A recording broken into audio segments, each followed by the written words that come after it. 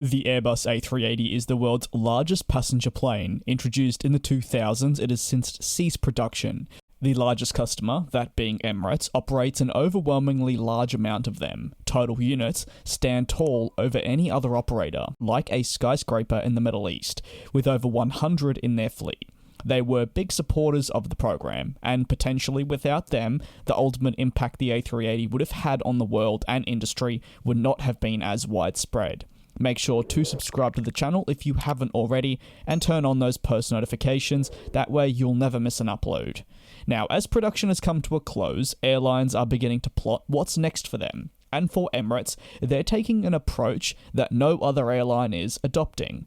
A practice that sees them openly expressing interest in a brand new A380 type aircraft for the future. Not necessarily something they want to fly today in 2022, but long into the future, so they can adequately replace their A380s on capacity level, something they're facing challenges with even following their recent investments in aircraft at both Airbus and Boeing. The question remains though, as so many airlines back away from the A380, even going as far as calling it a mistake, why is the Dubai-based airline wanting a new one to be built? Let's examine that very topic, beginning with the concern of higher capacity aircraft. High-capacity aircraft certainly have their pros and cons. Typically, high-capacity planes allow carriers to, naturally, carry more people from point A to point B. However, also, typically, it means the size of the said plane does have to be larger, unless you want to cram people into a plane like sardines. And with that can come concerns about efficiency, fuel burn, and a whole lot more. For the A380 is an example of an airliner that, yes, can carry hundreds upon hundreds, but also has 4 engines, difficulties with its size, and for most airlines, the costs of operating outweigh the benefits. That's why aircraft like your 777, 787, and A350 have quickly become the middle ground for so many airlines. And of course, these aircraft types that I've just mentioned are highly successful with the airlines operating them. But see, this is where Emirates' concern lies, in the form of these smaller capacity aircraft that aircraft manufacturers are focusing on, because at the end of the day, everything is smaller than the A380 in terms of capacity. And as the manufacturers concentrate more on efficiency, with just a hint of capacity, it leaves the airline feeling that they're being hung out to dry and not getting their wishes confirmed into a new type.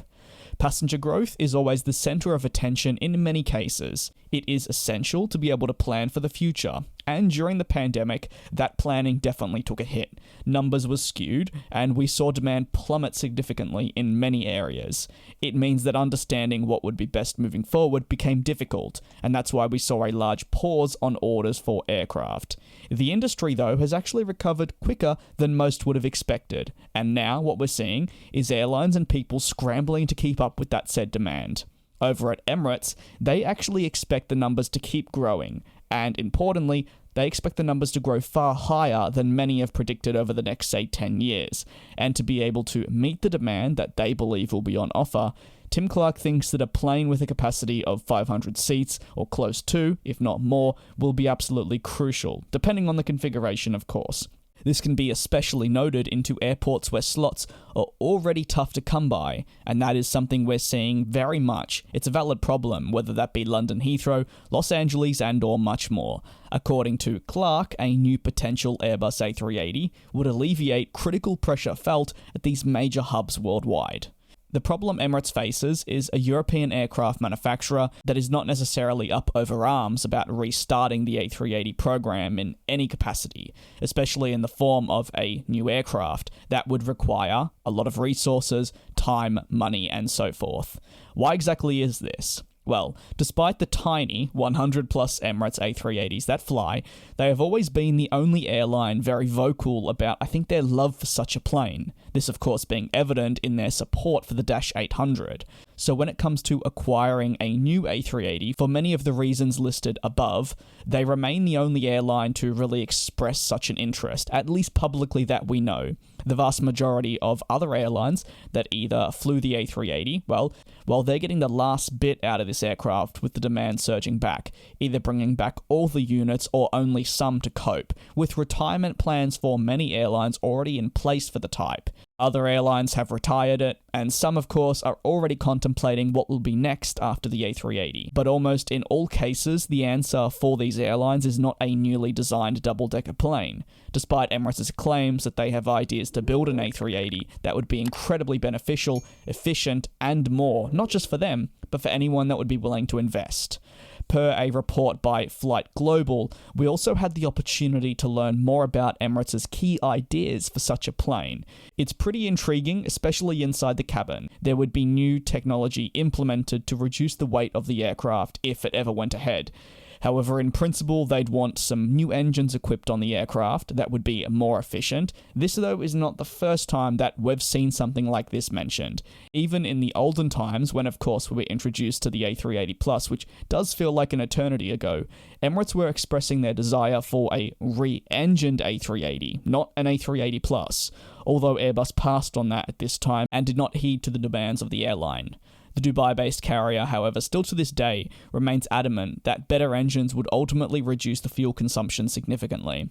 On top of that, they'd want the wings and the fuselage to be made of composite materials. What does this achieve? Well, a lighter aircraft overall, and as we know, with more lightweight airliners, there is also the better efficiency, consumption, and more, and it's a trend we've seen applied to many new aircraft nowadays. On top of that, and this is essentially where Emirates is getting very innovative and creative, they don't want windows on this said plane. That's right, these new A380s, if you will, wouldn't have windows, but instead sensors and cameras feeding directly into the cabin of the plane, allowing people to see outside with virtual windows, if you will. Definitely an interesting concept, but for Emirates, they believe if they were to adopt this measure on the A380 working with Airbus, it would again reduce the overall weight to the key fuselage part of the plane.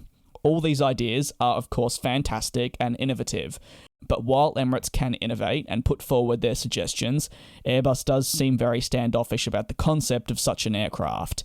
And with them in that position, it'll mean that sadly for Emirates, obtaining such a plane, at least for now, will not be possible. But the thing is, never say never. The aviation industry is always turning corners, changing direction, and trends are changing, and there very well may be a need for such a plane moving forward. And of course, Emirates, you know, will be the first ones knocking on the door for something like this.